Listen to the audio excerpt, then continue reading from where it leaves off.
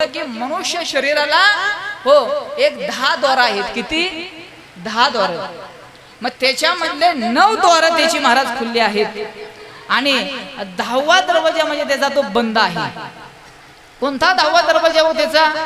हो हे जे मस्तक आहे ना, ह्यो जे मस्तक आहे, ही जी टाहो आहे ना, हे प्रत्येकाचा हा 10वा द्वार आहे. 10वा द्वार ऐका. आणि ज्या वेळेला मनुष्य आपला देह ठेवतो त्या वेळेला त्याचा असणारा जो प्राण जो आहे ना, ह्या 9 द्वारातून कुठूनही जाऊ नये, पण तो जातो. पण योग्याची आणि साधना करणाऱ्या साधकाची जर ती शेवटचा अंतिम काळ जर पाहिला तर तो काय करतो माहितीये का? झाकल्या घटीचा दिवा नेने जे काय झाला केव्हा, या रीती जो पांडवा देह ठेवी. कशा रीती? तो त्याचा असणारा देह सूक्ष्म रूपाने हो ह्या 10वं द्वारात जे आहे ते 10वं द्वार त्याचं तो काय करतो? खोलतो आणि त्यातून तो असणारा आत्मा प्रवेश करतो. विठ्ठल गीता वर्णन असं करते महाराज की आईच्या गर्भामध्ये ज्या वेळेला हा पिंड तयार झाला ना, त्यावेळेला सर्वात अगोदर कोणता अवयव जर तयार झाला जर असेल तर ते त्याचं म्हणजे डोकं. डोकं हे नव्ह, ज्याला डोकं नाही ते हे डोकं म्हणतं, याला पाय म्हणतात पाय, आणि ज्याला डोकं नाही ते म्हणतं डोकं. अहो ज्या गायीच्या अंतकरणामध्ये गायीमध्ये 33 कोटी देव तिच्यामध्ये सामावलेले आहेत. आता 33 कोटी म्हणजे काय? आता जास्त विस्तार न करता 33 प्रकारचे देव आहेत, पण विशेष प्रकारचे 2 देव तिच्यामध्ये आहेत. गायीच्या कधी मस्तकाचं दर्शन न घेता गायीच्या पाठीमागं पृष्ठभागाचं दर्शन गायीच्या घ्यावं. त्याचं कारण असं, गायीच्या सर्व देवतांनी विराजमान झाल्या पण 2 देवता मात्र राहिल्या. कारण ह्या 2 देवतांना जागा नव्हती. कोणाला? लक्ष्मीला आणि धन्वंतरी. धन्वंतरी नावाची असणारी देवता गायीच्या गोमूत्रामध्ये आहे आणि लक्ष्मी नावाची असणारी जी देवता आहे ना, ती गायीच्या शेणामध्ये आहे. गायीची सेवा करावी, गायी आपल्यावरती महाराज कृपा करेल. या सर्वांनी ऐका. पंढरपूर मध्ये गेल्यानंतर कोणीही काहीच आणायचं नाही. पंढरपूरची वारी सफल होत नाही. कसं काय? सेना महाराज ज्या वेळेला पंढरपूरला गेले आणि सेना महाराज पंढरपूरला गेल्यानंतर चंद्रभागेमध्ये स्नान केलं आणि सेना महाराजांच्या हाताला एक दगड लागला आणि दगड लागल्यानंतर म्हणले हा आपल्या कामाचा दगड आहे. कारण सेना महाराजांच्या मुखातले उद्गार आहेत, बारीक बारीक बारीक करू हजामत मी बारीक. कारण त्यांचा असणारा तो धंदाच होता.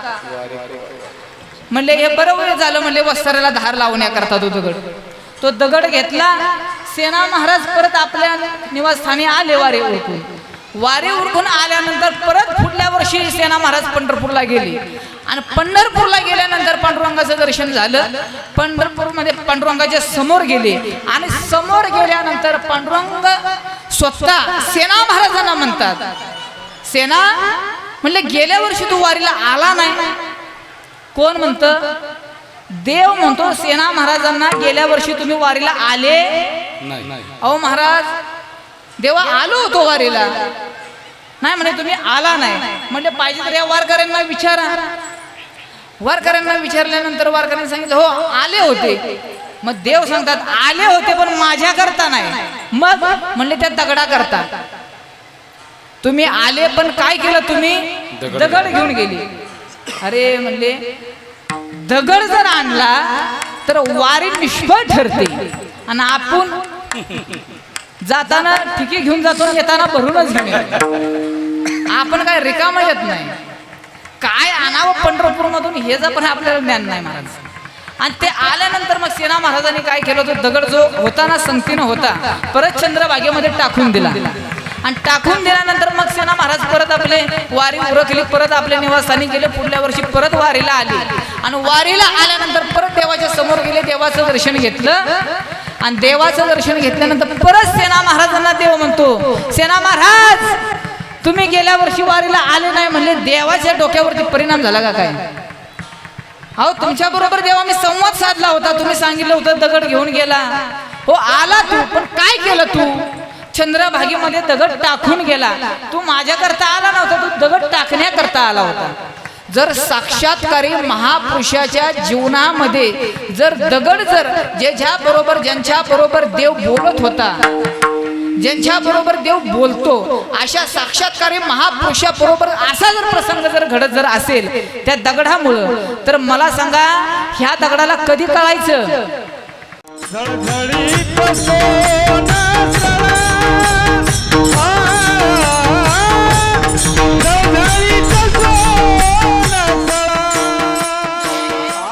या विश्वामध्ये एकच असा देव आहे, या विश्वामध्ये एकच असा देव आहे. जगाच्या पट्टीवरती कुठेही जरी तुम्ही फिरून आलात ना, तरी कोणताच देव तुम्हाला चरणाजवळ घेत नाही, पण माझा पांडुरंग मात्र तुम्हाला चरणाशिवाय घेतल्याशिवाय राहत नाही. विठ्ठल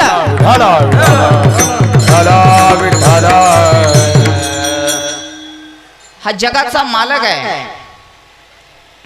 नामदेव महाराज म्हणतात, कटेवरी कर नाही ज्या देवाचे, नेघे मी दर्शन तयाचे, नेघे मी दर्शन तयाचे, नेघे मी दर्शन तयाचे. कटेवरी कर नाही ज्या देवाचे, नेघे मी दर्शन तयाचे, नेघे मी दर्शन तयाचे, नेघे मी दर्शन तया. कटेवरी कर नाही ज्या देवाचे, कटेवरी कर नाही ज्या देवाचे, नेघे मी दर्शन तयाचे, नेघे मी दर्शन तयाचे. कटेवरी कर नाही ज्या देवाचे, कटेवरी कर नाही ज्या देवाचे, नेघे मी दर्शन तयाचे, नेघे मी दर्शन तयाचे. कटेवरी कर नाही ज्या देवाचे, कटेवरी कर नाही ज्या कटेवरी कर नाही ज्या देवाचे, नेघे मी तयाचे दर्शन. नामदेव महाराज म्हणतात, ज्या देवाचे कटेवरी ज्याच्या कमरेवरती ज्या देवाचे हात नाही, मी त्या देवाचं दर्शन घेणार नाही, असं नामदेव महाराज म्हणतात. आणि काय अशी विशेषता त्या देवामध्ये जर असेल तर तो भगवान परमात्मा, त्याचे समचरण महाराज विटेवरती आहेत, त्याचे दोन हात कटेवरती आहेत, आणि तो भक्तांकडे पाहत असताना आपल्या कृपा दृष्टीनं आपल्या भक्तांकडे तो पाहत आहे. आणि असा असणारा भगवान परमात्मा आपल्या ह्या श्री क्षेत्र पाणेरीमध्ये, हे आपल्या वस्तीमध्ये या ठिकाणी विराजमान झालेला आहे. आणि त्याचं असणारे भव्य दिव्य असणारं मंदिर आज खऱ्या अर्थानं पूर्णत्वाला गेलं. कसं काय पूर्णत्वाला गेलं, त्याची काही कारण आहेत. मंदिराच्या दोन बाजू फार महत्वाच्या आहेत, ऐका. एक म्हणजे मंदिराचा पाया, आणि दुसरं म्हणजे असणारा कळस. बिना पायाचं मला सांगा कळस बसू शकतो का? पाया जर नसेल तर कळस बसू शकतो ना? पण काय जणांना कळस बसवण्याची गडबड असते बिना पायाची. पाया फार महत्वाचा आहे. महाराज वर्णन करतात, पाया विना भिंत तातडीची. पाया फार महत्वाचा आहे. आणि या धर्म मंडपाचं किंवा या धर्म मंदिराचा जर पाया जर कोण असेल, हो, तर पाया म्हणजे ज्ञान आहे. आणि कळस जर कोण जर असेल, कळस म्हणजे वैराग्य, म्हणजे कळस आहे. ज्ञानाचा पाया भक्कम असल्याशिवाय मध्ये भक्ती आणि वैराग्य तिथपर्यंत पोहोचत नाही महाराज. जेवढं ज्ञान महत्वाचं आहे तेवढी भक्ती महत्वाची आहे. जीवनामध्ये सर्वात अगोदर जर प्राधान्य जर कशाला जर असेल तर भक्तीला आहे. त्याचं कारण असं, कारण भक्ती ही फार श्रेष्ठत्व आहे भक्तीचं. कारण भक्तीच्या उद्रामध्ये ज्ञानाचं आणि वैराग्याचं, महाराज ते ज्ञान आणि वैराग्य हे भक्तीची मुलं आहेत. पुढे भक्तीने धरलेले हाती मागे ज्ञान वैराग्य धर्म येते. तोच माणूस योग्य प्रकारे धर्म करू शकतो ज्याच्या जीवनामध्ये भक्तीचं वलय निर्माण झालेलं आहे. विठ्ठला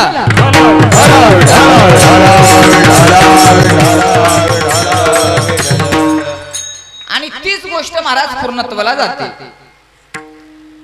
मनुष्य जीवनामध्ये आल्यानंतर प्रत्येक मनुष्याचं जीवन हे महाराज पूर्णत्वाच्या दिशेनं महाराज तिनं मार्गस्थ व्हावं. जर जीवनामध्ये आधीमध्ये जर अडथळे जर निर्माण जर होत जर असतील तर निश्चित विचार करावा, आपण योग्य मार्गाने मार्गस्थ झालोच नाही.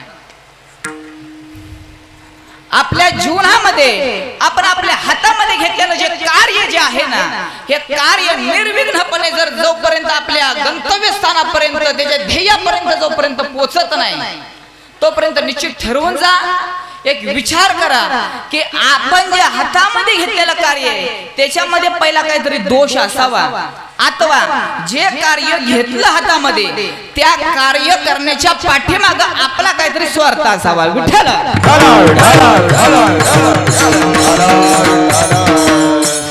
माझी भाषा कळते ना तुम्हाला? हातामध्ये घेतलेलं कार्य ते पूर्णत्वाला जात नाही, लवकर सिद्धीस जात नाही. मग निश्चित ठरवून जा की आपण घेतलेलं कार्य गंतव्य त्याच्या पूर्णत्वाला जात नाही, म्हणजे काहीतरी अडथळे त्याच्यामध्ये निर्माण होत आहेत. कारण आपण सुरुवात करताना हो योग्य मुहूर्तावरती तिची सुरुवात केली नसावी, अथवा त्याच्यामध्ये काहीतरी दुसऱ्या समस्या निर्माण झालेल्या असाव्या, किंवा आपण ते आपल्या स्वार्थापोटी किंवा आपला जो कर व्हावा म्हणून ते कार्य आपण आपल्या हातामध्ये घेतलेलं असावं. पण कितीही नास्तिकवादी असणा माणूस आणि त्या माणसानं जर धर्म कार्य जर हातामध्ये जर घेतलं आणि त्याच्यामध्ये जर त्याचा जर संकल्प विकल्प जर निर्माण जर होत जर असतील आणि संकल्प विकल्प निर्माण होऊन जर हातामध्ये घेतलेलं कार्य त्यानं जर विचार जर केला मला पूर्णत्वाच्या दिशेनं जायचं आहे, महाराज कदापि ते शक्य नाही. विठ्ठल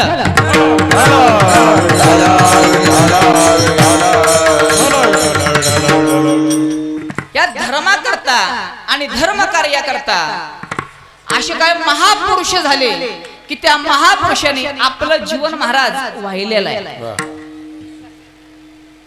अंतःकरणामध्ये कोणत्याही गोष्टीची इच्छा नाही त्यांच्या, कोणत्याही गोष्टीची वासना नाही त्यांच्या, आणि ज्याच्या अंतःकरण ज्याचं निर्मळ झालेलं आहे ना, ऐकताय ना, ज्याचं अंतःकरण निर्मळ झालेलं आहे त्याच्या हातून मंदिराचं कार्य पूर्ण होण्या अगोदर त्याचं जीवन महाराज मंदिरमय होतं. विठ्ठल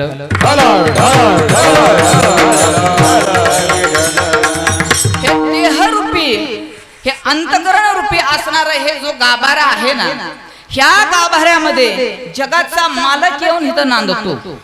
श्री महाराज वर्णन करतात, काम क्रोध जोपर्यंत अंतःकरणातून जात नाही, हे अंतःकरण जोपर्यंत रिकाम होत नाही ना, ह्या अंतःकरणामध्ये विषय आहेत, षड्रिपू आहे. त्याच्यामध्ये काम क्रोध लोभ मोह मत्सर अहंकार जोपर्यंत दुसऱ्याबद्दलची आपली भावना जोपर्यंत निर्माण होत नाही, जोपर्यंत दुसऱ्याबद्दल आपल्या अंतःकरणामध्ये दुसऱ्याबद्दलचा मत्सर जोपर्यंत आहे, दुसऱ्याबद्दलचा द्वेष आहे, आणि जोपर्यंत दुसऱ्याबद्दलची अंतःकरणातली कपटी भावना जोपर्यंत जात नाही तोपर्यंत तुम्ही कितीही जरी धर्म कार्य करण्याचा प्रयत्न जरी केला तर निष्फळ आहे. विठ्ठल म्हणून आपली उंची आपली योग्यता अशी करावी, अशा उंचीवरती आपलं जीवन जावावं की महाराज एक विशेष प्रकारे आपलं जीवन असावं. जोपर्यंत आपली योग्यता जोपर्यंत निर्माण होत नाही तोपर्यंत कोणत्याच गोष्टी महाराज त्याच्या जीवनामध्ये योग्य घडत नाही.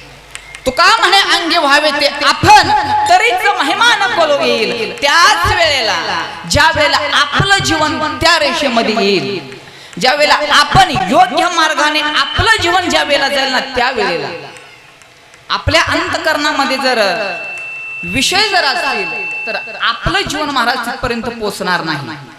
मग आपलं जीवन कुठपर्यंत पोहोचावं तर प्रत्येक मनुष्यानं, प्रत्येक जीवानं एक ठरवलं पाहिजे.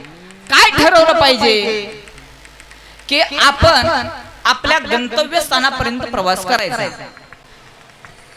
कशा पद्धतीने प्रवास करायचा एकदा भजन करा. आपण एक 4-5 गोष्टी आहेत विचारात घेऊया. विठ्ठल 5 गोष्टी अशा आहेत. अनेक मला गोष्टी सांगता येतील, अनेक विषय मला मांडता येतील. तुमच्या पुढे वेदांत सांगून काही उपयोगाचा. विचार सागर तुम्हाला सांगून काय इथं पटणार? कारण विचार सागर म्हणजे नक्की तर काय तर विचार आणि सागर, ज्याचा विचार सागरा एवढा व्यापक आहे, ज्याच्यामध्ये सागरा एवढं विशालत्व आहे ज्याच्यामध्ये, हो असा असणारा विचार सागर जर तुमच्या पुढे जर मांडला तर आपली तेवढी योग्यता आहे का नाही ते आपण तपासणं गरजेचं आहे. म्हणून महाराज 5 गोष्टी अशा आहेत की त्या पूर्णत्वाच्या दिशेने महाराज प्रवास करतात. कोणकोणत्या 5 गोष्टी आहेत ऐका. एक म्हणजे दुधाला पूर्णत्व आहे. कशाला? दुधाला पूर्णत्व आहे.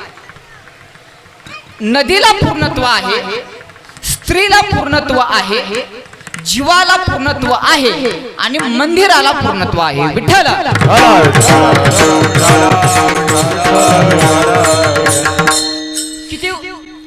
किती तुम्हाला घटक सांगितले, किती मी गोष्टी सांगितल्या तुम्हाला? 5 सांगितल्या. 5. पहिली कोणती सांगितली? दूध. दुधाला पूर्णत्व आहे. दुधाचं पूर्णत्व कशामध्ये आहे हो? दुधाचं पूर्णत्व कशामध्ये? पिण्यामध्ये. दुधाचा प्रवास कुठपर्यंत आहे? तुपापर्यंत. आता तुमच्याकडे काय दुधाची कमतरता आहे? ज्याचा रोजचा दुधाशी संबंध आहे त्याला दुधाचं पूर्णत्व कशामध्ये महाराज? अजून हे जी खंत आहे. दूध कुठं निर्माण होतो? दूध निर्माण कुठं होतं? गायीच्या किंवा म्हशीच्या. पण त्या कासेमध्ये कुठून येतं? संत विचार आणि अध्यात्म इथून शोध लावतो महाराज. संत विचार काय सांगतात किंवा अध्यात्म जर काय सांगत जर असेल तर गायीच्या कासेतून दूध येतं इतपत नाही, तर हे निर्माण कुठून होतं इथून त्याचं वर्णन आहे. त्या कासेमध्ये जर कुठून जर उतरत जर असेल, ज्या वेळेला जी गाय किंवा जी म्हैस रवंत करते त्यातून सार भाग असतो ना, तो आतमध्ये उतरतो. म्हणजे जे गवत खाल्लं, म्हणजे दुधाची उत्पत्ती जर कुठून असेल तर गवतामधून आहे. गवताची उत्पत्ती कुठून आहे हो? भूमीतून आहे. ह्या भूमीतून आणि ह्या भूमीमधून जर कुठून जर पिकत जर असेल तर हे सर्व चक्र फिरवणारा जगाचा मालक आहे विठ्ठल.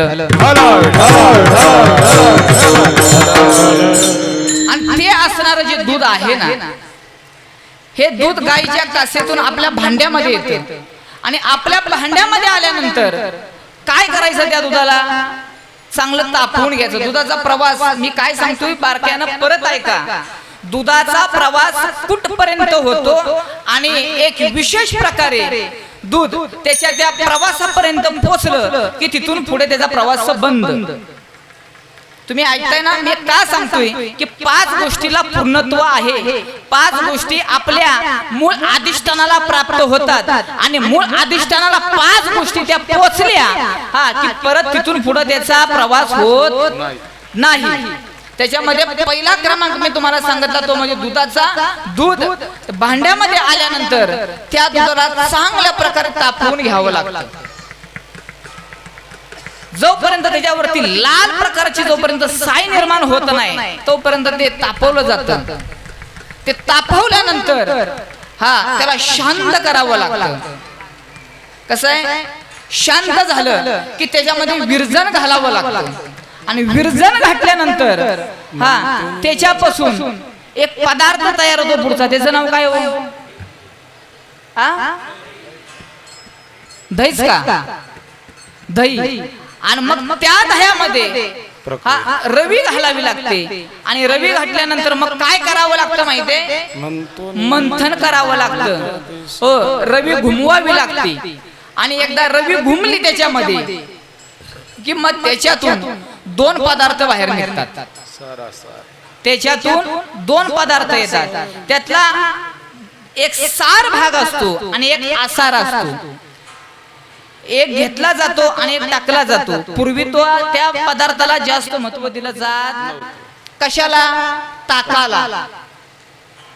ते ताक टाकून द्यायचे. पण आता मात्र त्याच ताकाला 1 लिटरला 20 रुपये मोजावे लागतात. हे कालांतराने त्याची किंमत वाढत असते. सुरुवातीला नाही, तापलं ना ते, जोपर्यंत तापत नाही तोपर्यंत त्याची किंमत नाही. महाराज ते तापलं आणि मग त्यानं स्वतःमध्ये बदल केला. स्वतःला कशामध्ये तरी रूपांतरित झालं ते, आणि स्वतःला रूपांतरित झाल्यानंतर मग त्याची किंमत वाढली. मग काय झालं? त्याचं 2 पदार्थ झाले. त्यातून एक ताक हा आसार भाग आहे आणि त्याचा सार भाग जर काय जर असेल तर लोणी. पण आता सर्व ताकावरचेच गडे आहेत. विठ्ठला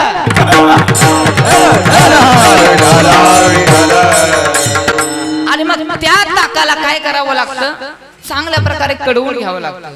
आणि ते ताक एकदा कडलं कि मग त्याचं रूपांतर होतं कशामध्ये?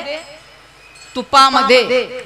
आणि एकदा का त्याचं तूप झालं, दुधानं प्रवास तुपापर्यंत केलेला आहे आणि तुपापर्यंत एकदा प्रवास झाला की मग आता त्या तुपाला सांगा बरं तुम्ही परत दही होऊ, त्याला सांगा परत तू दूध होता येईल का? होईल का? होणार नाही. का होणार नाही? कारण त्याचं मूळ अधिष्ठान आणि त्याचं मूळ जर स्वरूप जर काय असेल तर तुप आहे.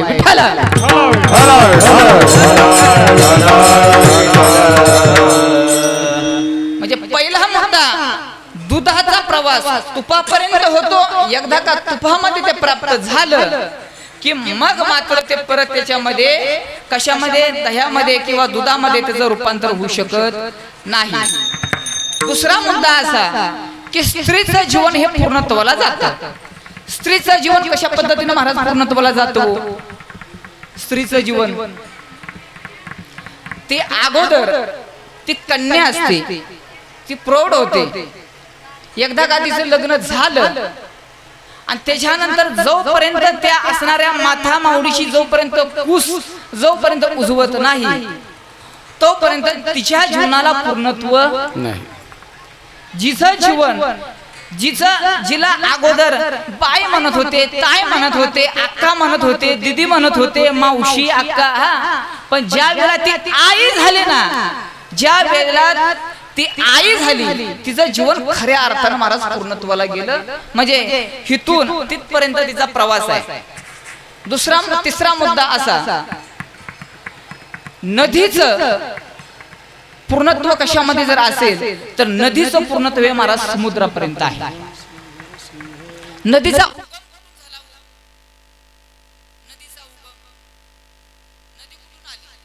पाण्यातून मग सड्यावरून नदी कुठून उगम पावते? अहो पर्वतामधून नदी उगम पावते आणि पर्वतामधून निघालेली नदी ती प्रवास करत करत करत करत ज्या वेळेला ती नदी समुद्राला जाऊन पोचते आणि समुद्राला गेल्यानंतर मला सांगा त्या नदीचा पुढे प्रवास आता कुठे होत असेल? नदीनं का एकदा समुद्रामध्ये प्रवेश केला की नदीचा पुढचा प्रवास महाराज बंद झाला. पण संत विचारामध्ये थोडासा वेगळा त्याचा विचार असा मांडला की एकदा का ती नदी समुद्राला प्राप्त झाली आणि समुद्रामध्ये गेल्यानंतर मग तिचं बाष्पीय भवन होतं आणि बाष्पीय भवन झाल्यानंतर वाफेच्या माध्यमातून ढग निर्माण होतात आणि एकदा ढग निर्माण झाल्यानंतर मेघाच्या रूपाने, मेघ म्हणजे पाऊस, पावसाच्या रूपाने ती कोणाच्या घरावरती व कोणाच्या अंगणामध्ये ती वर्षावत असते आणि ती तिथं वर्षावल्यानंतर महाराज परत तिचा प्रवास चालू होतो. मग त्या घराचं पाणी हो कुठल्या तरी एखाद्या छोट्याशा गटरामध्ये येईल, 2-3 गटराचा संगम होईल, त्याचा एक ओढा तयार होईल. 2-3 ओढ्याचं एकत्र पात्र आलं की त्याची एक नदी असं तिला एक आकार धारण होतो आणि नदीचा प्रवास पुढे करत करत महाराज परत 2-3 नद्या एकत्र येऊन तिचा प्रवास चालू झाल्यानंतर ती कुठपर्यंत वाहते? समुद्रापर्यंत. आणि समुद्रापर्यंत गेली की प्रवास तिचा संपला. पण हे कालचक्र जर का जर चालू जर असेल तर महाराज म्हणतात तो तिचा खेळ आहे. विठ्ठल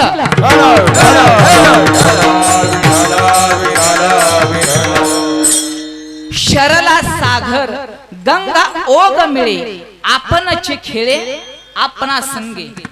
आपणा संगे खेळे हो कोण खेळे? तर ती गंगा, तो समुद्र आपल्या बरोबर खेळतो.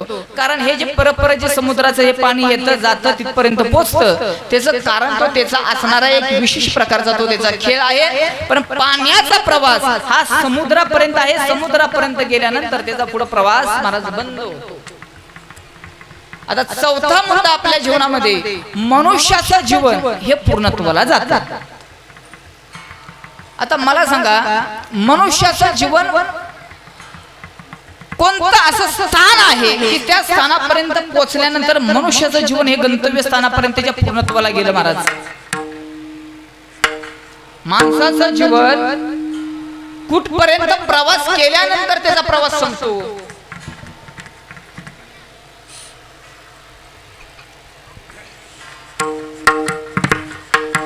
नाही कोणाला सांगता येत? मनुष्य जीवन माझं कळतंय ना तुम्हाला?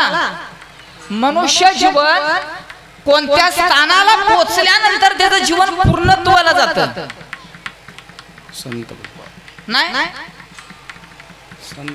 मग हाच विचार साधू संत सांगतात आणि इथूनच अध्यात्म सुरू होतं. आणि आपल्याला आपण 1.5 शाने फुकटची शानपती करत बसतो. हितपर्यंत पोचायचं, तिथपर्यंत पोचायचं. आपल्याला अजून ह्याचं आपल्याला भान नाही की आपण आलो कुठून आणि आपल्याला जायचं कुठं. आपल्याला ह्या गोष्टीचा अजून मला ठाव ठिकाणा नाही आणि आपण फार मोठ्या मोठ्या गोष्टी करत असतो. पण खऱ्या अर्थानं आपल्याला आपल्या जीवनाचा कार्यभाग नक्की काय आहे तोच अजून माहित नाही. विठ्ठल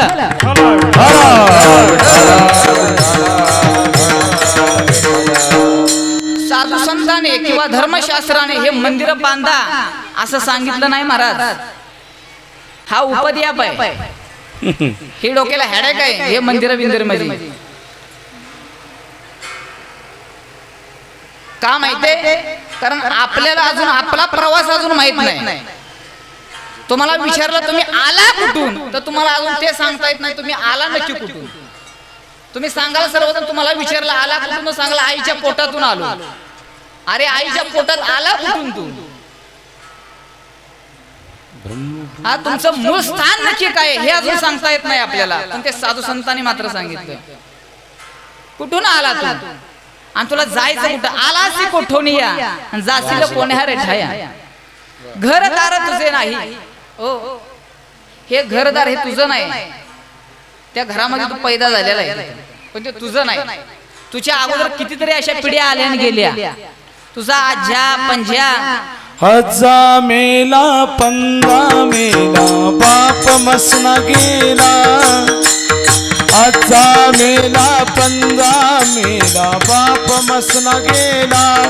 ए देखत देखत नातू पंतू तोही तैसा झाला. देखत देखत नातू पंतू तोही तैसा झाला.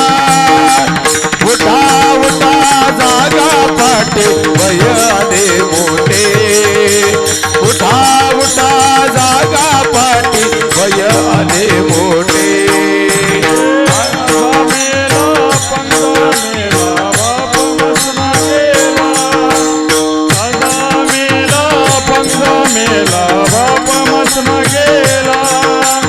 देखत देखत तू म्हणतो तोही तैसा झाला.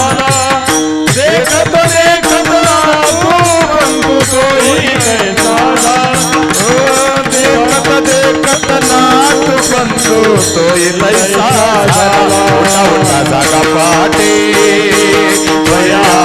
मोठे पंढरी वाचोरे भरणाई कोठे उठा उठा जागा पाठी भयाले मोठे पंढरी वाचोरे तुझा धावणाई कोठे.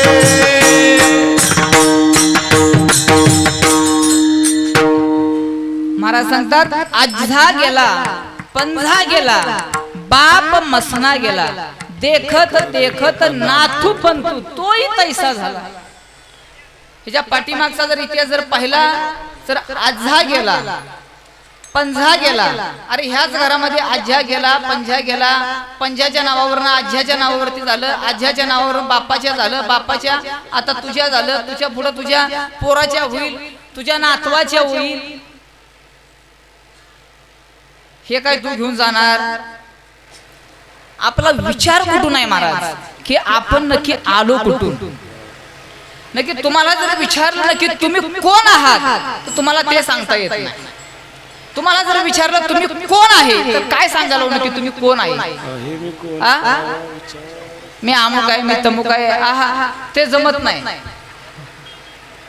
नक्की तुझं स्वरूप नक्की काय आहे? जोपर्यंत आपल्याला आपल्या स्वस्वरूपाची ओळख होत नाही तोपर्यंत महाराज जीवनाचं सार्थक नाही. तुम्हाला जर आता जर विचारलं ना की तुम्ही कोण आहे तर काय सांगाल? ऐकता ना सर्वजण? तुम्हाला जर आता विचारलं तुम्ही कोण आहे तर काय सांगाल तुम्ही? उदाहरणार्थ लक्षात घ्या. काय नाव तुमचं महाराज? पांडुरंग. ठीक आहे, यांचं नाव आता तुम्ही आता प्रत्येकाचं नाव आपल्या लक्षात घ्या.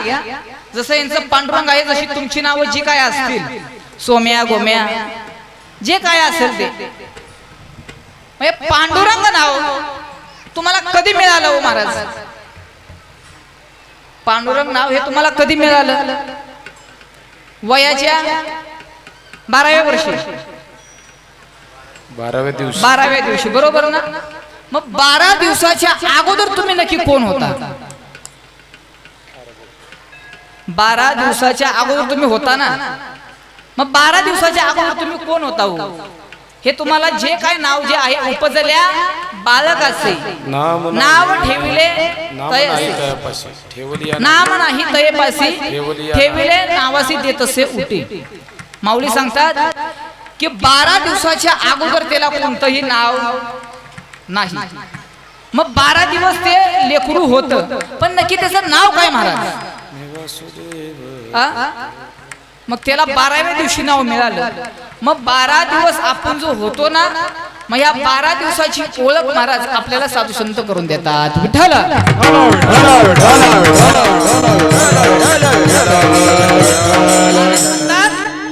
जर तुम्ही जर कोण जर असाल किंवा तुमचं मूळ स्वरूप जर काय जर असेल तर मी वसुदेव तत्वता कोळो एहीला विचारिता. पण हे जे आपल्याला अक्कल पाहिजे कुणाला विचारलं पाहिजे? आपण गल्लीतल्याला बोळातल्याला जर विचारलं की माझं स्वरूप काय तर त्याला काय सांगता येईल महाराज? ज्याला ठावा आहे ना जो ज्या मार्गाने गेला किंवा ज्या मार्गाने जो मार्गस्थ होतोय त्याला तो मार्ग सांगता येईल, अन्यथा नाही. म्हणून आपण नक्की कोण आहोत याची ओळख मात्र फक्त आणि फक्त या जगाच्या पाठीवरती फक्त साधू संत करून देतात.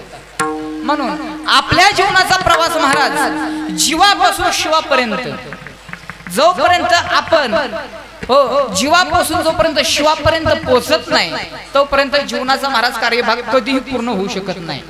जीवनामध्ये काही जरी किती जरी उलाढाल्या जरी केल्या तरी त्याचं जीवन अधुरं आहे. लक्षात घ्या, ह्या विश्वाच्या पाठीवरती ह्या विश्वामध्ये असणारा कोणताही घटक कोणतीही वस्तू तुम्ही तुमच्या जीवनामध्ये प्राप्त करा. विश्वातली कोणतीही अमूल्य असणारी वस्तू तुम्ही जीवनामध्ये जरी प्राप्त जर केली आणि एक अशी वस्तू आहे ती जर तुम्ही जर कधी जीवनामध्ये जर प्राप्त जर करून जर घेतली नाही तर ते सर्व तुमचं मिळूनही न मिळाल्यासारखं आहे. वाक्य आहे का? विश्वातल्या सर्व वस्तू तुम्ही मिळवल्या पण एक अशी वस्तू आहे ती जर तुमच्या जीवनामध्ये जर मिळाली जर नाही तर तुम्हाला सर्व वस्तू मिळून न मिळाल्यासारख्या आहेत. परंतु त्याचा दुसरा भाग असा आहे, विश्वातली कोणतीच गोष्ट आपल्याला न मिळू द्या, विश्वातली कोणतीच वस्तू न मिळू द्या, परंतु जी वस्तू आहे ना ती वस्तू आपल्या जीवनामध्ये प्राप्त जर झाली तर विश्वातली कोणतीही न वस्तू मिळून सर्व कोणत्याच गोष्टी न मिळून मिळाल्यासारख्या आहेत. विठ्ठल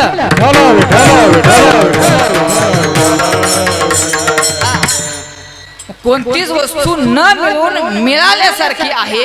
हो, तेच नाव म्हणजे तत्व अथवा आपल्या स्वस्वरूपाची ओळख किंवा आपला प्रवास जीवापासून शिवापर्यंत एकदा का आपल्याला आपल्या स्वस्वरूपाची, एकदा का आपल्याला जो मी आहे ना, मी प्रत्येकाचा मीच उड्या मारतो महाराज, मी अमुक मी तमुक, तो मी आहे ना जोपर्यंत मीची ओळख होत नाही आणि हा मी कोण आहे एकदा का मीचा बोध ठसावला, एकदा का मीची ओळख झाली की विश्वातल्या सर्व गोष्टी तुम्हाला तुच्छ वाटतात. विठ्ठल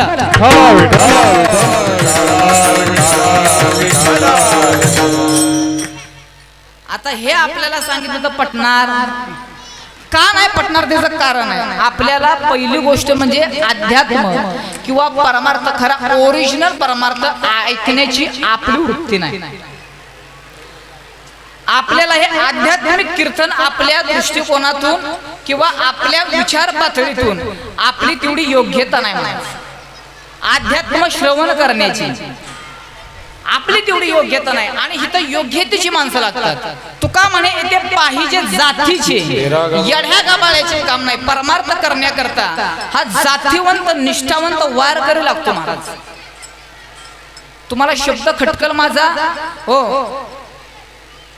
इथे पाहिजे जातीचे. जातीचे ह्या शब्दाचा अर्थ असा घ्यायचा नाही विशेष प्रकारच्या एखाद्या जातीचा. जात या शब्दाचा अर्थ घ्यायचा योग्यता. ती योग्यता असावी लागेल. जोपर्यंत ती योग्यता आपल्याला प्राप्त होत नाही तोपर्यंत कितीही जरी परमार्थ जरी सांगितला, कितीही जरी तत्वज्ञान जरी सांगितलं तरी आपल्याला ते पटणार नाही. का पटणार नाही? का तत्व पटत नाही? का धर्मशास्त्र पटत नाही? का आपल्याला साधू संतांचं शास्त्र पटत नाही? त्याचं कारण आहे, स्पष्ट बोलतो जरा. आपल्याला हे न पटण्याचं कारण, जो आईवरती संशय घेतो, जो बापाला मानत नाही, त्या अवलादीला किती जरी शास्त्र महाराज जरी सांगितलं तरी पटणार नाही. विठ्ठल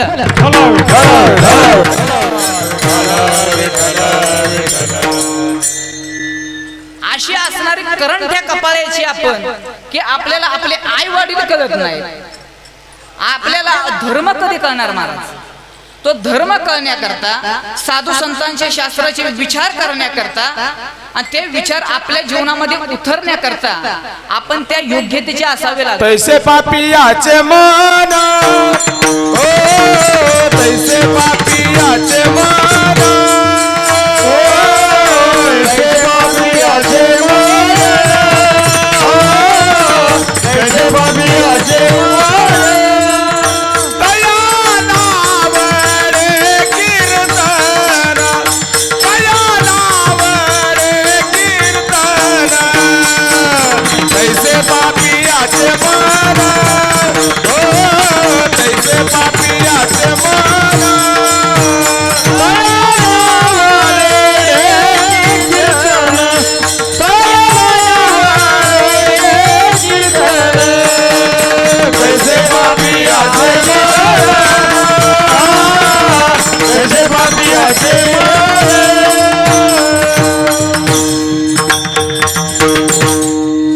कारण आपल्याला खरा परमार्थ कळत नाही.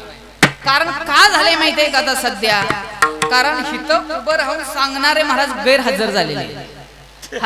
पहिल्या ह्यांच्या पोटरे हांड्या पाहिजे हिथं उभं राहून सांगणाऱ्यांच्या. विठ्ठल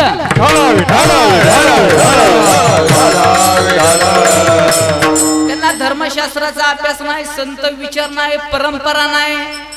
हुकलेल्या वृत्तीची हिथं येऊन उभे राहतात आणि काही महाराज सांगतात समाजाला.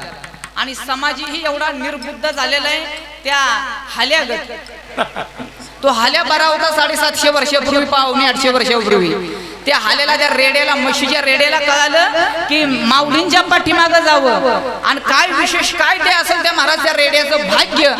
आज आळे फाट्याला पुणे जुन्नर या भागामध्ये नारायणगावच्या शेजारी तिथं आळे फाट्याला रेड्याचं समाधी मंदिर आहे. कोणाचं? रेड्याचं. 4 पायाच्या रेड्याचं समाधी मंदिर आहे, पण 2 पायाच्या रेड्यांना कळत नाही. आपण नक्की कोणाच्या पाठीमागे जातोय आणि आपण कोणाचं ऐकतोय हे अजून या 2 पायांच्या रेड्यांना कळत नाही. मग तुमच्यापेक्षा मग 4 पायाचा रेडा परवडला. कारण जोपर्यंत कळत नाही तोपर्यंत ठीक आहे, पण एकदा कळालं आणि कळाल्यानंतर मात्र माणसानं थांबू.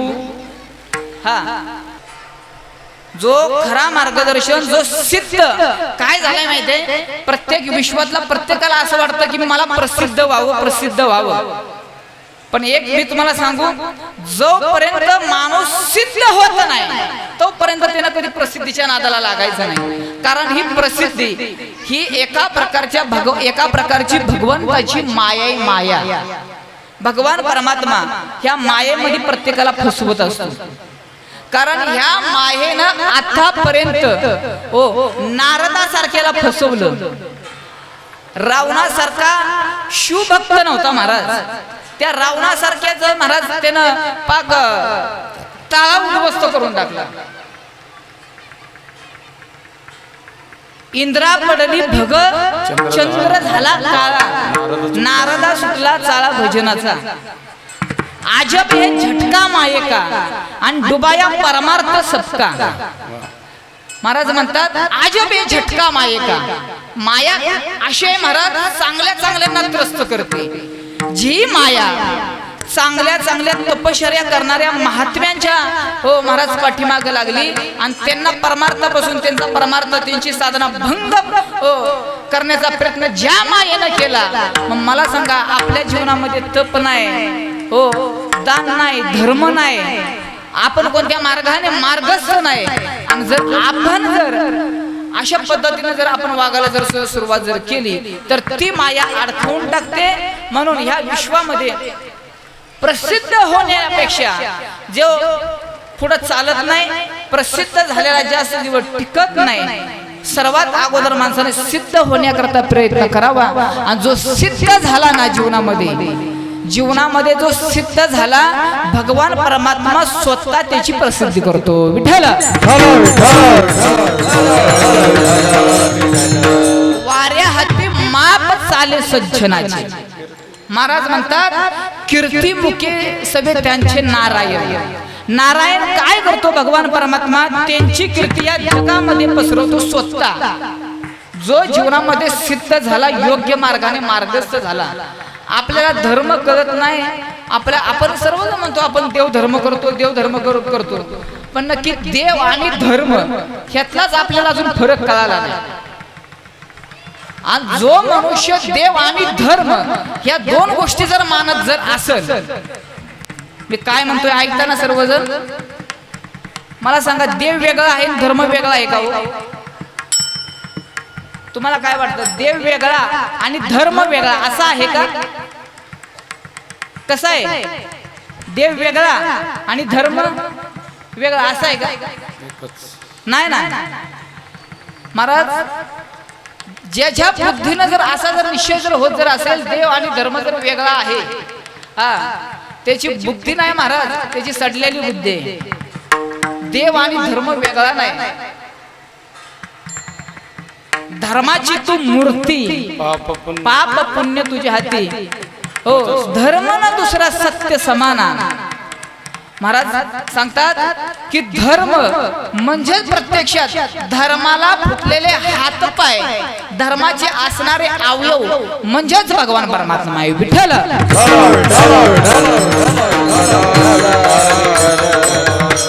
पण आपलं झालं काय, आपल्यापर्यंत संत विचार पोचले नाही, आपल्यापर्यंत खरा परमार्थ पोचला नाही, म्हणून आपण महाराज तिथपर्यंत पोचू शकत नाही. म्हणून आपल्या जीवनाची इति कर्तव्यता जर पूर्ण जर करून जर घ्यायची जर असेल, आपल्याला जर पूर्णत्वापर्यंत जर पोचायचं जर असेल तर आपल्या स्वस्वरूपापर्यंत पोचलं पाहिजे. कारण जीवाचा प्रवास हा शिवापर्यंत आहे. म्हणून प्रत्येक जीवानं या मनुष्य योनीमध्ये आल्यानंतर प्रयत्न केला पाहिजे. कशा करता प्रयत्न केला पाहिजे?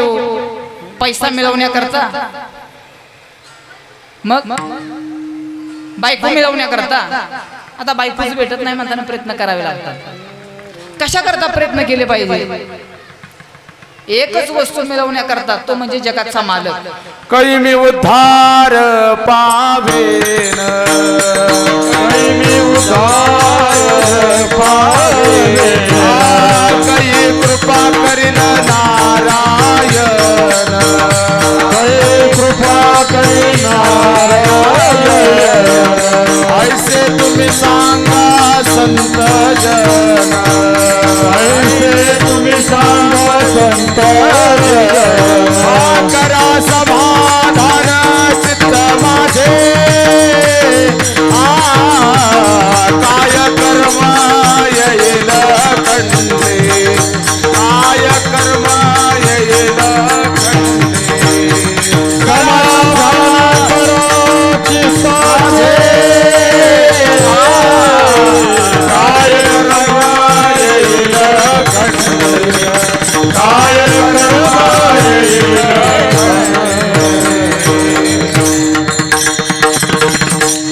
महाराज म्हणतात, काय मी उद्धार पावेल, कै कृपा करील नारायण. ऐसे सांगा तुम्ही संत जन, करा समाधान चित्त माझे. काय मी उद्धार पावेल.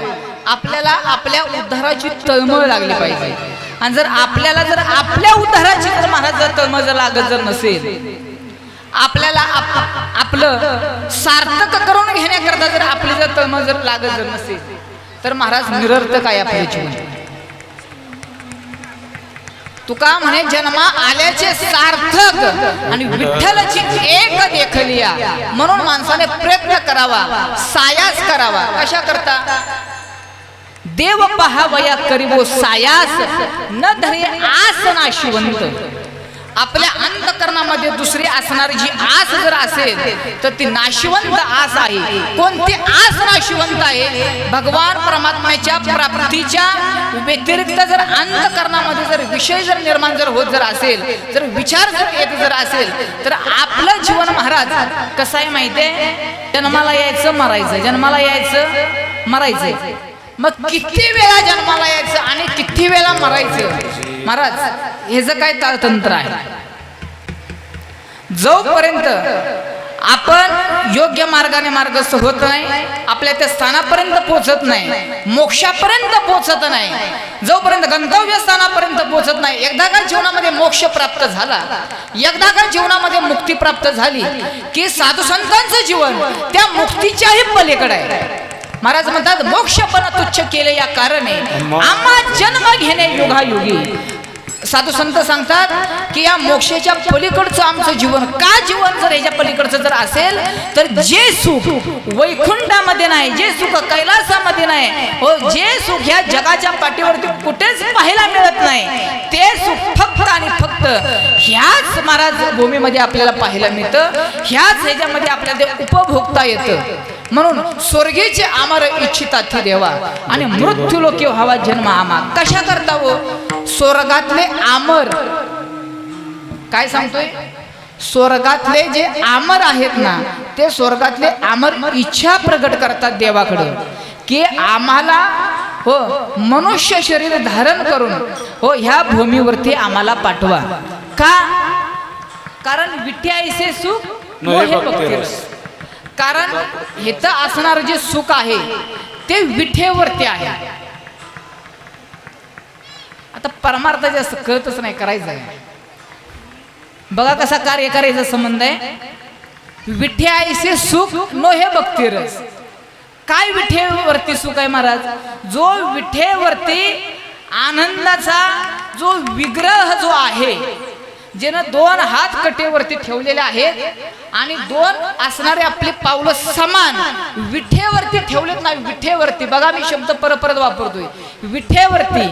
ते सुख कधी विठत नाही, जे विठेवरती आहे ते कधी विठत नाही. म्हणून विठ्याईसे सुख नो हे भक्तिरस. पुढता पुढती आज सेवावी हे सुख भोगण्याकरता जगाचा मालक वेडा झाला आणि खाली आला महाराज. ज्या सुखा कारणे देव वेडावला, ज्या सुखा कारणे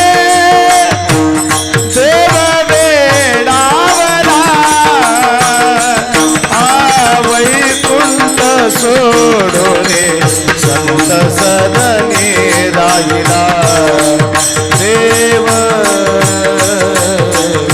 संत सदनी राहिला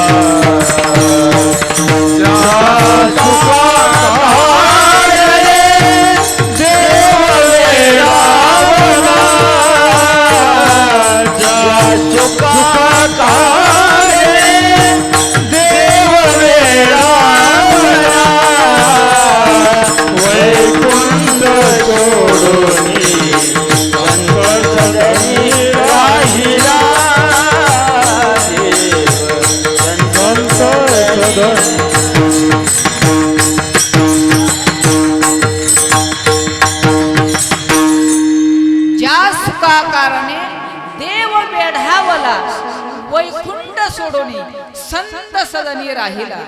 वैकुंठ सोडून संत समागमामध्ये राहण्याकरता जगाचा मालक आला. कारण हे जे सुख जे इथं आहे, भक्तीचं जे सुख इथं जे आहे ना, हे सुख माय बाप वैकुंठामध्ये भोगता येत नाही. वैकुंठामध्ये हे सुख नाही, म्हणून जगाचा मालक येतो. आपण एवढे फार भाग्यवान आहोत महाराज की आपल्याला ह्या भूमीमध्ये आपल्याला जन्म मिळालेला आहे आणि साधू संतांच्या नंतर मिळालेला आहे. कारण साधू संत महात्म्याने आपल्याला भक्तीचा मार्ग दाखवलेला आहे. त्या जर मार्गाने आपलं जीवन जर मार्गस्थ जर झालं तर आपल्या जीवनाचा खऱ्या अर्थानं कळस आहे. विठ्ठल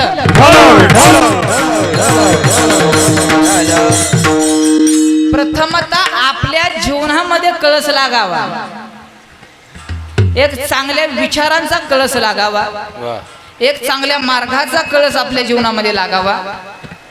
आपल्याला दुसऱ्या बरोबर वागत असताना, बोलत असताना, समाजाबरोबर व्यवहार करत असताना आपल्याला बोलण्याची, चालण्याची, बसण्याची, उठण्याची, खाण्याची, झोपण्याची आपल्याला पद्धत आणि क्रिया आणि ते असणारं धर्मशास्त्र आपल्याला अगोदर कळावं. आपलं जीवन त्या रेषेमध्ये यावं.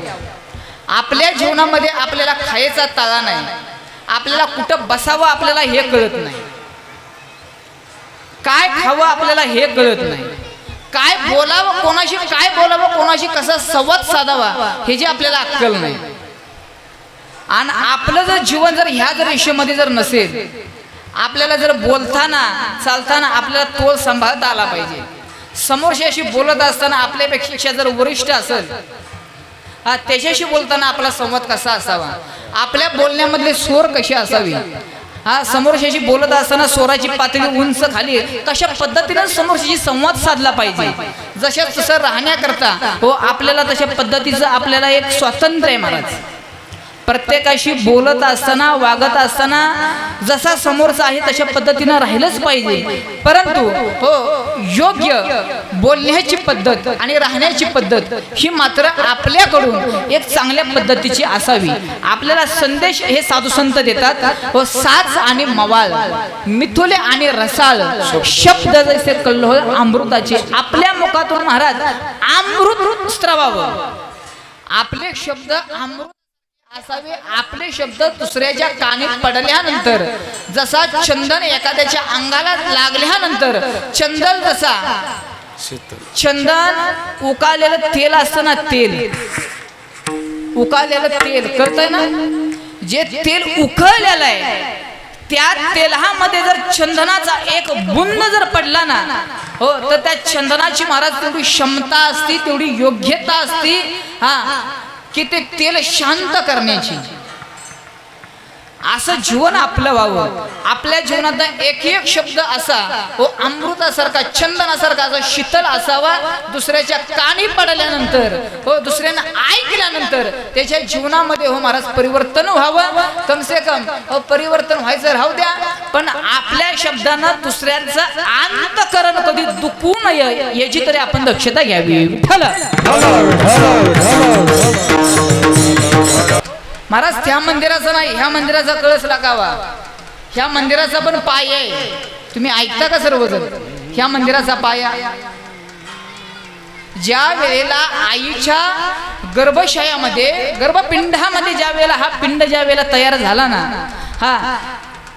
मला सांगा ह्या पिंडाचा, ह्या देहाचा पाया काय असेल? ह्या शरीराचा आईच्या गर्भामध्ये पाया कुठून तयार झाला आणि कळस कुठे आहे?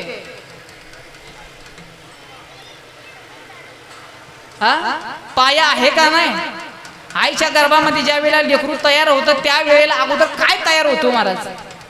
चिंचेच्या पानावरी बांधिले देऊळ, चिंचेच्या पानावरी बांधिले देऊळ, आदि कळस मग पाया,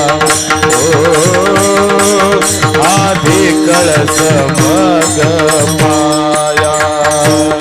चिंचेच्या पानावर बांधिले देऊळ, चिंचेच्या पानावर बांधिले देऊळ, आदि कळस पाया रे,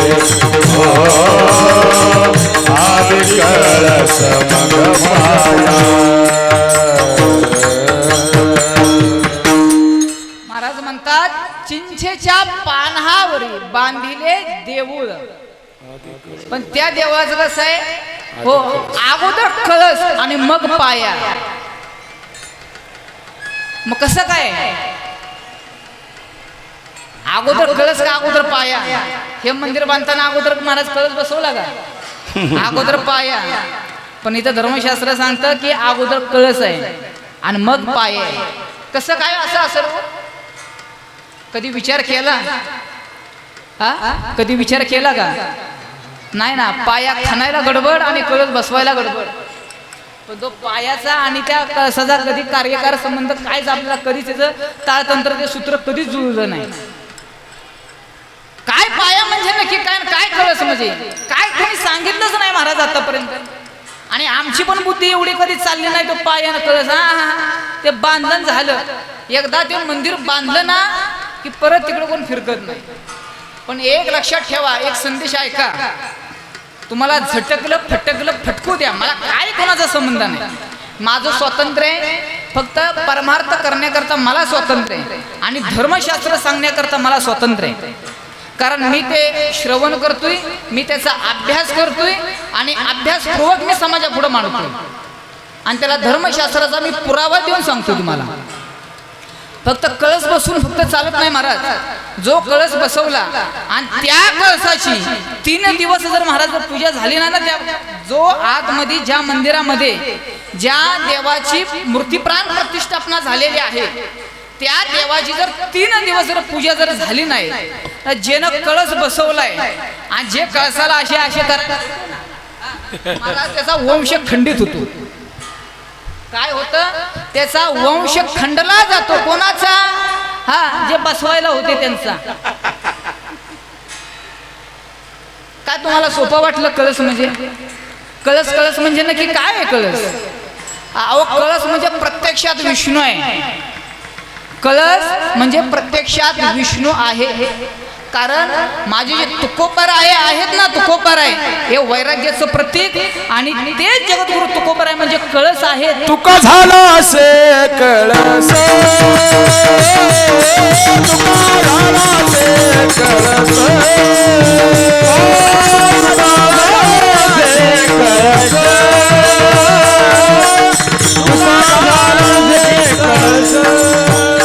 भजन करा रे सावकाश, भजन करा सावकाश, भजन करा सावकाश,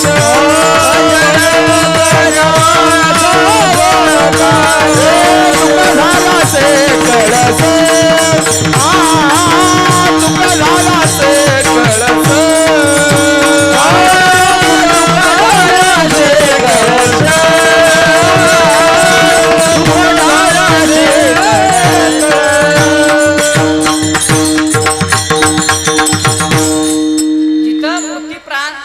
झालेले आहे त्या देवाची 3 दिवस पूजा कधी थांबली नाही पाहिजे. जिथं थांबली तिथं त्याचा कार्यक्रम झालाच.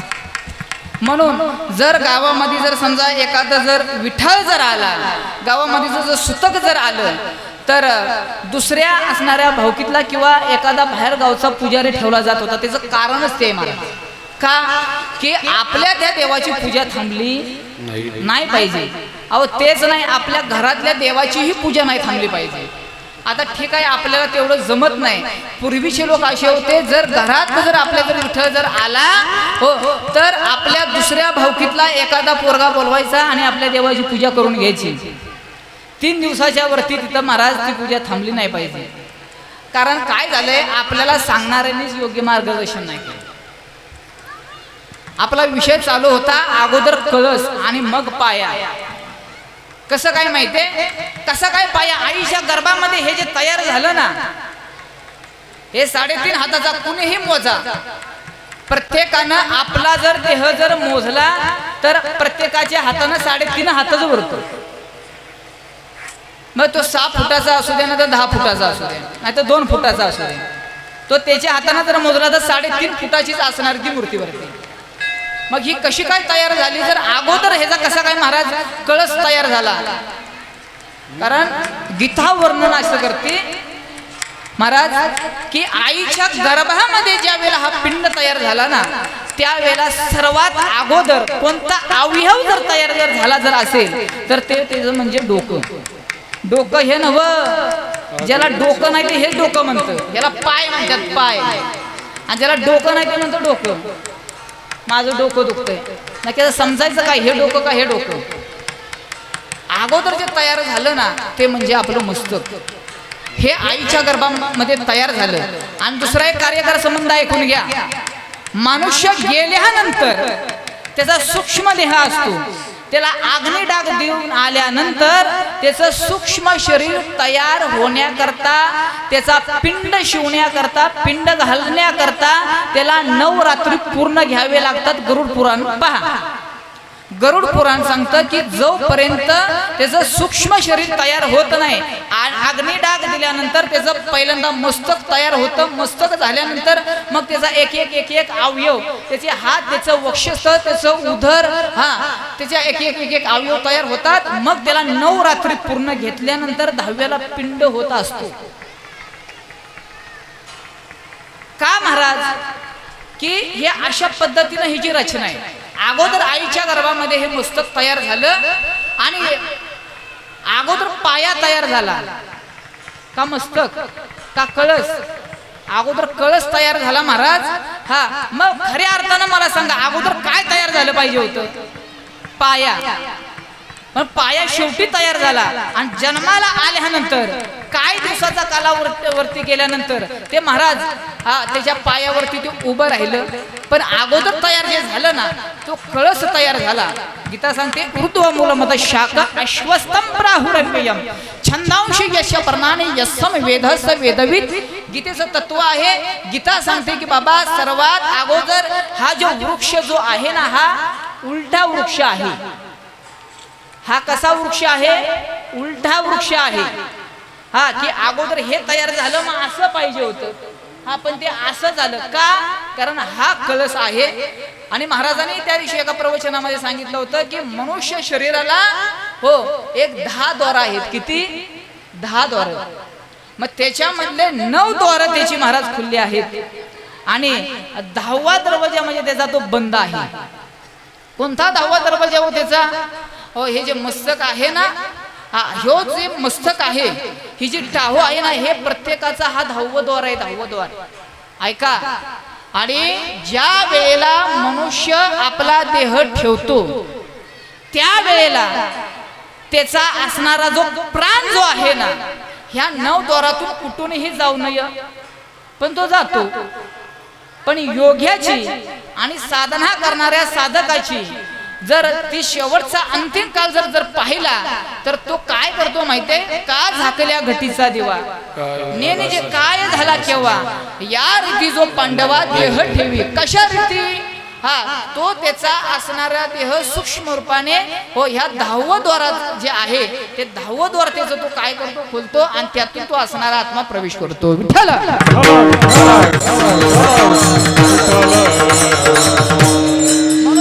ज्या तुम्हाला मी 5 गोष्टी सुरुवातीला सांगितल्या, दुधाला पूर्णत्व आहे, नदीला पूर्णत्व आहे, स्त्रीला पूर्णत्व आहे, जीवाला पूर्णत्व आहे.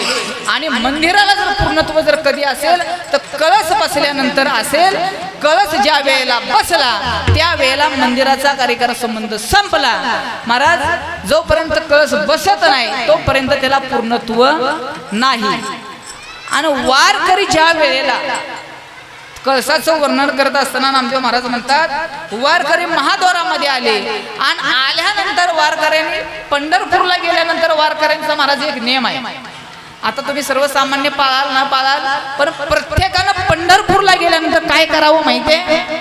पंढरपूरला गेल्यानंतर प्रथमतः चंद्रभागे स्नान विधितो हरिकथा. पंढरपूरचा एक नियम सांगितलेला आहे. पंढरपूरमध्ये गेल्यानंतर सर्वात अगोदर चंद्रभागेचं स्नान करावं आणि चंद्रभागेचं स्नान केल्यानंतर हो नामदेव पायरीचं दर्शन घ्यावं, चोकोबारायांचं दर्शन घ्यावं आणि मग आतमध्ये मग भगवान परमात्म्याच्या दर्शनाला आतमध्ये प्रवेश करावा.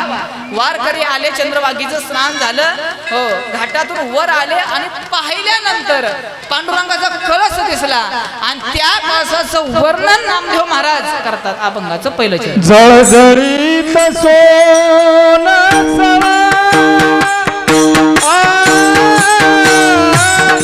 जळजळीत सोन सळा, जळजळीत सोन सळा, जळजळीत सोन सळा,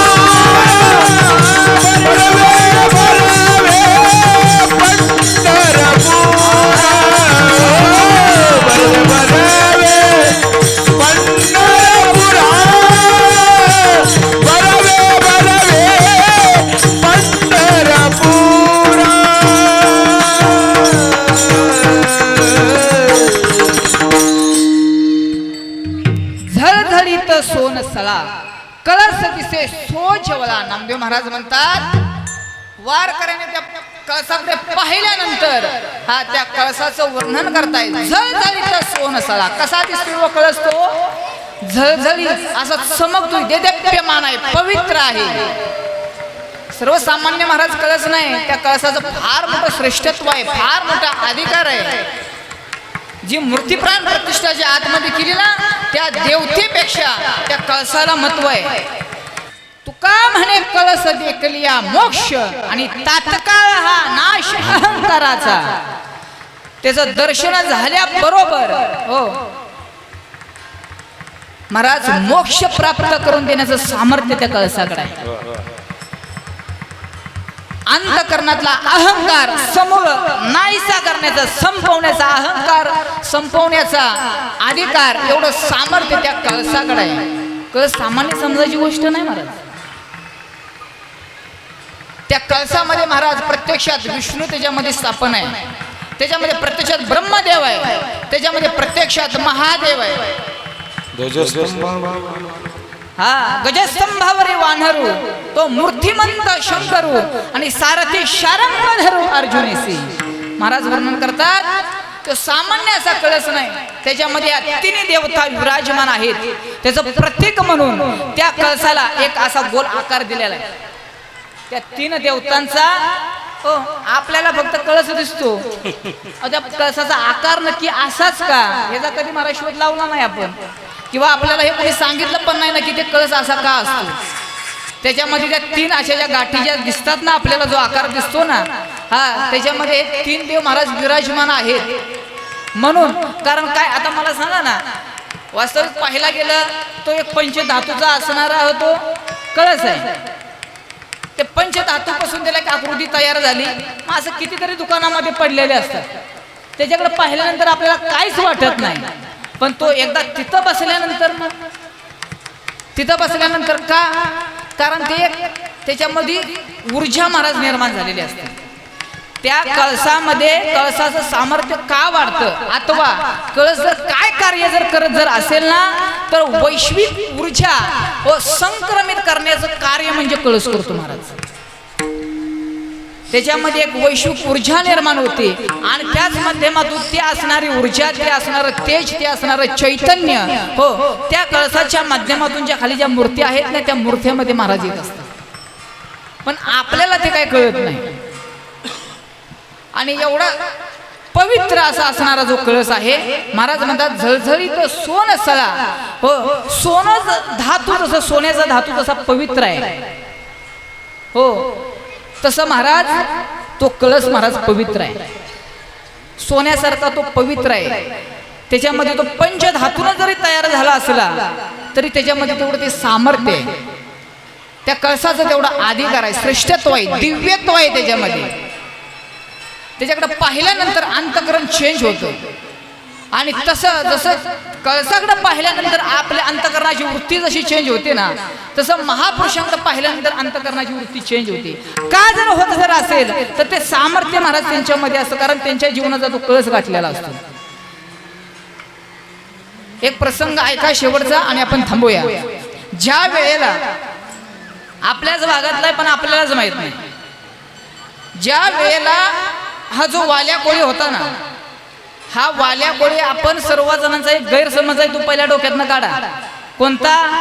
वाल्या कोळी कोळी समाजाचा मुळात नाही, हा ब्राह्मण समाजाचा आहे. वाल्या कोळी हा ब्राह्मण आहे, पण आपल्याला माहित नाही. महाराज म्हणतात जरी ब्राह्मण झाला भ्रष्ट हो, तरी तो तिन्ही लोकी वरिष्ठ. त्याचा अधिकार महाराज तेवढा श्रेष्ठ झालेला आहे. कधी झाला? तो वाट सरू होता तो वाल्या कोळी. अनेक जणांना मारलं आणि त्यानं काय केलं, 7 रांजण भरले. कशानं? खड्यानं. कशानं भरले? खड्यानं. अरे पण खडा कोणता होता तो? अहो तो शालिग्राम नावाचा खडा होता, शालिग्राम. आता शालिग्राम, आता तो शालिग्राम म्हणजे नक्की आपल्याला माहित नाही, तो शालिग्राम म्हणजे नक्की कशाला म्हणतात. शालिग्राम म्हणजे प्रत्यक्षात विष्णू आहे. प्रत्यक्षात विष्णू हा शालिग्राम आहे. तो त्याला स्पर्श व्हायचा प्रत्येक वेळेला. कोणाला? हा त्या वाल्या कोळ्याला. त्याचं नाव खरं महाराज रत्नाकर. आणि तो काय करायचा, तो खडा उचलायचा, रांजणामध्ये टाकायचा. प्रसंग असा झाला, स्पर्श होऊन त्याच्यावरती अगोदर देव कृपा झाली आणि देव कृपा झाल्यानंतर त्याच्या जीवनामध्ये मी का सांगतोय की त्याच्या जीवनामध्ये कसा काय पलट झाला, त्याच्या पुढं जो महात्मा जो आला हो त्याचं तेजस्वीपण, त्याच्यामधलं दिव्यत्व, त्याच्यामधलं सामर्थ्य, त्याच्यामधलं श्रेष्ठत्व एवढं देदीप्यमान होतं की त्या वाल्या कोळ्यानं त्यांना मारण्याकरता हातातलं शस्त्र महाराज उघडलं. हातातलं जे शस्त्र होतं ते त्या नारद महर्षींना मारण्याकरता उघडल्याबरोबर प्रसंग असा झाला की हातातलं शस्त्र वरच्यावरती स्तब्ध झालं, वरच्यावरतीच थांबलं. किती प्रयत्न खाली केला मारण्याचा पण खाली होत नाही. का असं झालं महाराज? त्याचं कारण असं की वाल्या कोळ्याची दृष्टी, वाल्या कोळ्याची नजर आणि महर्षी नारद मुनींची नजर ही नजरेला नजर भीड झाली आणि नजरेला नजर मिळाल्यानंतर त्यांच्या नजरेतलं सामर्थ्य एवढं की त्या सामर्थ्यानं हातातलं शस्त्रही महाराज खाली होत नाही. हे सामर्थ्य संतांच्या महापुरुषांच्या नजरेमधलं आहे. ज्या वेळेला छत्रपती शिवाजींना मारण्याकरता महाराजांना हा अफजल खान आला होता ना, हातातलं शस्त्र त्याचं जाग्यावरती स्तब्ध झालं का? महाराजांच्या नजरेमधले तेवढं महाराज सामर्थ्य होतं. अंगुली महाल नावाचा डाकू ज्या वेळेला गौतम बुद्धांना मारण्याकरता आला ना, शस्त्र महाराज चालायचं बंद पडलं त्या अंगुली महालाचं. का? गौतम बुद्धांच्या नजरेमधलं तेवढं सामर्थ्य होतं. आणि हे सर्व ऐकले एक जणानं कीर्तनातलं घरी गेला आणि घरी गेल्यानंतर बायकोवरती त्यानं प्रयत्न केला. बायकोनं पहिला तांब्या फेकून मारला. आपल्या नजरेतलं सामर्थ्य पंचाड झालेलं आहे. विठ्ठल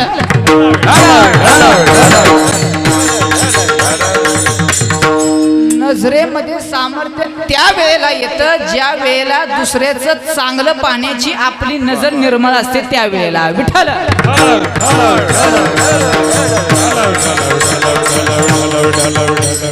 आपल्या नजरेमध्ये सामर्थ्य येण्याकरता आपण चांगलं पाहिलं पाहिजे, चांगलं बोललं पाहिजे, चांगलं ऐकलं पाहिजे, चांगलं खाल्लं पाहिजे, चांगलं विचार ह्या बुद्धीमध्ये प्रवेश झाले पाहिजे. आपल्या चित्ताची हो चंचलता थांबली पाहिजे. जोपर्यंत ह्या गोष्टी, जोपर्यंत धैर्य आपल्या जीवनामध्ये येत नाही तोपर्यंत आपलं जीवन एक विशेष प्रकारे एक विशिष्ट अशा पदावरती किंवा विशिष्ट अशा उंचीवरती आपलं जाऊ शकत नाही. विठ्ठल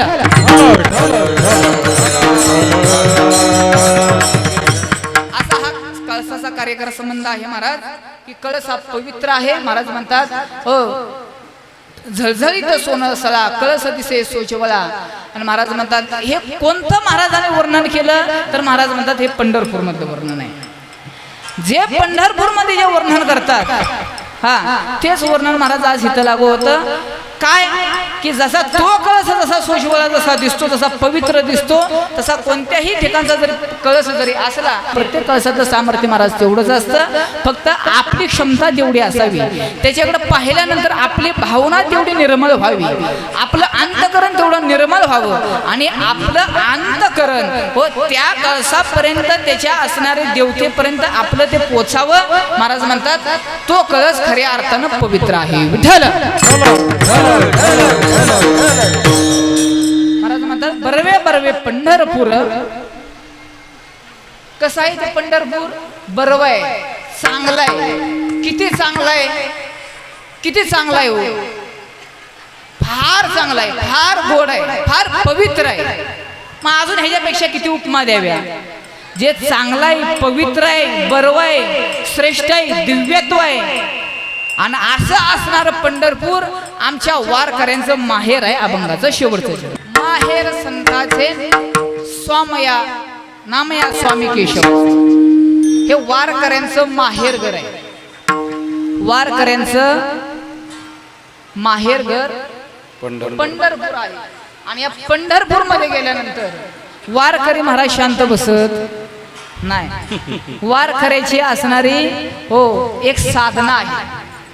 मगाशी सांगितलं तुम्हाला पंढरपूर मध्ये गेल्यानंतर जो खरा निष्ठावंत वारकरी आहे ना तो देवाच्या दर्शनाकरता प्रयत्न करत नाही. मग तो चंद्रभागेचं स्नान करतो आणि चंद्रभागेचं स्नान केल्यानंतर तो त्याच्या जिथं राहण्याचं ठिकाण आहे आश्रमामध्ये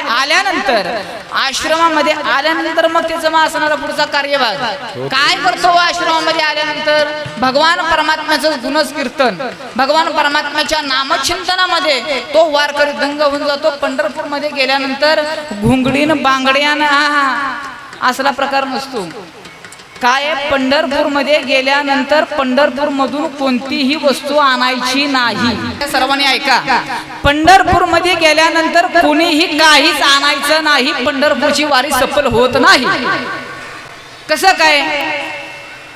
सेना महाराज ज्या वेळेला पंढरपूरला गेले आणि सेना महाराज पंढरपूरला गेल्यानंतर चंद्रभागेमध्ये स्नान केलं आणि सेना महाराजांच्या हाताला एक दगड लागला आणि दगड लागल्यानंतर म्हणले हा आपल्या कामाचा दगड आहे. कारण सेना महाराजांच्या मुखातले उद्गार आहेत बारीक बारीक बारीक करू हजामत मी बारीक. कारण त्यांचा असणारा तो धंदाच होता. म्हणले हे बरोबर झालं. म्हणले वस्त्राला धार लावण्याकरता तो दगड घेतला. सेना महाराज परत आपल्या निवासस्थानी आले. वारे उरकून आल्यानंतर परत पुढल्या वर्षी सेना महाराज पंढरपूरला गेले आणि पंढरपूरला गेल्यानंतर पांडुरंगाचं दर्शन झालं. पंढरपूरमध्ये पांडुरंगाच्या समोर गेले आणि समोर गेल्यानंतर पांडुरंग स्वतः सेना महाराजांना म्हणतात, सेना म्हणले गेल्या वर्षी तू वारीला आला नाही. कोण म्हणतं? देव म्हणतो सेना महाराजांना गेल्या वर्षी तुम्ही वारीला आले नाही. अहो महाराज देवा आलो होतो वारीला. नाही म्हणे तुम्ही आला नाही. म्हणजे पाहिजे तर या वारकऱ्यांना विचारा. वारकऱ्यांना विचारल्यानंतर वारकऱ्यांनी सांगितलं हो आले होते. मग देव सांगतात आले होते पण माझ्या करता नाही. मग म्हणले त्या दगडा करता. तुम्ही आले पण काय केलं तुम्ही? दगड घेऊन गेली. अरे म्हणले दगड जर आणला तर वारी निष्फळ ठरते आणि आपण जाताना ठिकी घेऊन जातो येताना भरूनच घेऊन आपण काय रिकाम येत नाही. काय आणावं पंढरपूर मधून हे जर पण आपल्याला ज्ञान नाही महाराज. आणि ते आल्यानंतर मग सेना महाराजांनी काय केलं? तो दगड जो होता ना संगतीनं होता परत चंद्रभागेमध्ये टाकून दिला आणि टाकून दिल्यानंतर मग सेना महाराज परत आपले वारी उरकली. परत आपल्या निवासस्थानी गेले. पुढल्या वर्षी परत वारीला आले आणि वारीला आल्यानंतर परत देवाच्या समोर गेले. देवाचं दर्शन घेतलं आणि देवाचं दर्शन घेतल्यानंतर परत सेना महाराजांना देव म्हणतो, सेना महाराज तुम्ही गेल्या वर्षी वारीला आले नाही. म्हणले देवाच्या डोक्यावरती परिणाम झाला का काय? अहो तुमच्या बरोबर देवा मी संवाद साधला होता. तुम्ही सांगितलं होतं दगड घेऊन गेला. हो आला तू पण काय केलं तू? चंद्रभागेमध्ये दगड टाकून गेला. तू माझ्याकरता आला नव्हता. तू दगड टाकण्याकरता आला होता. जर साक्षात्कारी महापुरुषाच्या जीवनामध्ये जर दगड जर ज्यांच्या बरोबर देव बोलत होता, ज्यांच्या बरोबर देव बोलतो अशा साक्षात्कारी महापुरुषाबरोबर असा जर प्रसंग जर घडत जर असेल त्या दगडामुळं, तर मला सांगा ह्या दगडाला कधी कळायचं? आपली बुद्धी एवढी दगडासारखी तर नाही. आपल्याला त म्हटल्यानंतर काय कळतं? त म्हटल्यानंतर काय कळतं? ताक कळतं. ताक आसार भाग आहे बघा. ह्याची संगती कशी आहे? त म्हटल्यानंतर ताक कळतं हा सामान्य वर्ग आहे. त म्हटल्यानंतर ज्याला तत्व कळतं हा तत्वनिष्ठ वार करे. आणि त म्हटल्यानंतर ज्याला तलवार कळती तो शूर आहे. विठ्ठल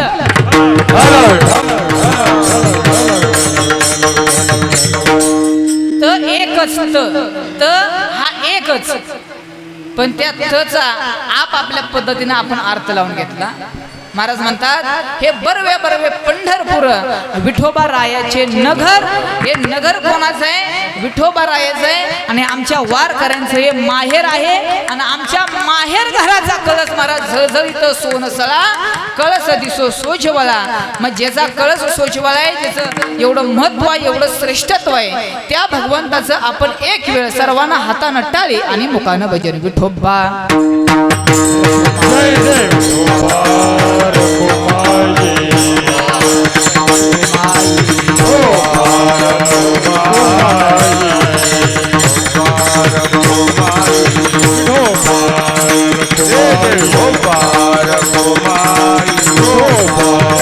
Kumayi,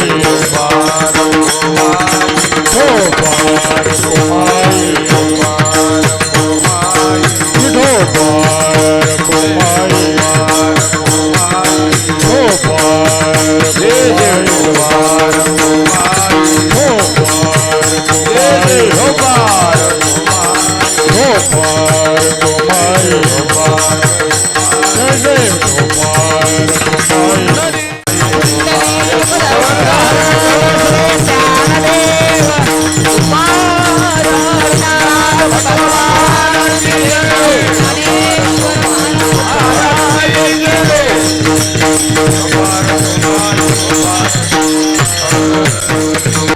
आपल्या जीवनामध्ये धर्माची, राष्ट्राची, साधू संतांची सेवा घडावी, आई वडिलांची सेवा घडावी आणि जेणेकरून दुसऱ्याचं अंतकरण द्रवेल, दुसऱ्याच्या अंतकरणाला विजा पोचेल असं आपलं भाषण नसावं, अशी आपली वागणूक नसावी.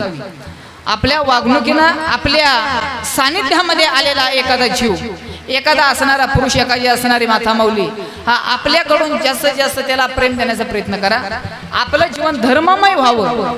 आपल्या जीवनामध्ये धर्माची, राष्ट्राची, हो गायीची, आई वडिलांची. आता गायीची का आपल्याकडे गायी भरपूर होत्या, पण गायीची सेवा केल्यानं काय प्राप्त होतं हे आपल्याला माहित नाही. अहो, ज्या गायीच्या अंतकरणामध्ये, गायीमध्ये 33 कोटी देव तिच्यामध्ये सामावलेले आहेत. आता 33 कोटी म्हणजे काय, आता जास्त विस्तार न करता 33 प्रकारचे देव आहेत, पण विशेष प्रकारचे 2 देव तिच्यामध्ये आहेत. गायीच्या कधी मस्तकाचं दर्शन न घेता गायीच्या पाठीमागं पृष्ठभागाचं दर्शन गायीच्या घ्यावं. त्याचं कारण असं, गायीच्या सर्व देवतांनी विराजमान झाल्या, पण 2 देवता मात्र राहिल्या. कारण ह्या 2 देवतेंना जागा नव्हती. कोणाला? लक्ष्मीला आणि धन्वंतरी. धन्वंतरी नावाची असणारी देवता गायीच्या गोमूत्रामध्ये आहे आणि लक्ष्मी नावाची असणारी जी देवता आहे ना, ती गायीच्या शेणामध्ये आहे. गायीची सेवा करावी, गायी आपल्यावरती महाराज कृपा करेल. जास्त काही न बोलता आपल्याला जे योग्य आहे, जे सार आहे, ते आपल्या जीवनामध्ये घेण्याचा, उतरण्याचा प्रयत्न करा. आणि हा बोध आपल्याला ज्या साधू संत महात्म्यांनी दिला, हो त्या साधू संतांचं एक वेळ भजन करूया. श्री गुरु ज्ञानेश्वर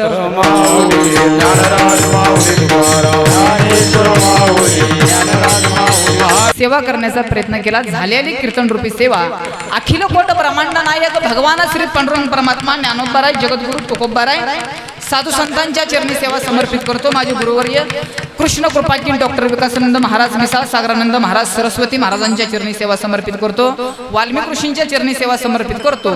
बोलण्याच्या वेगामध्ये जर एखादा चुकीचा जर शब्द जर गेला जर असेल तर उद्धार तो अंतकरणाने क्षमा करा.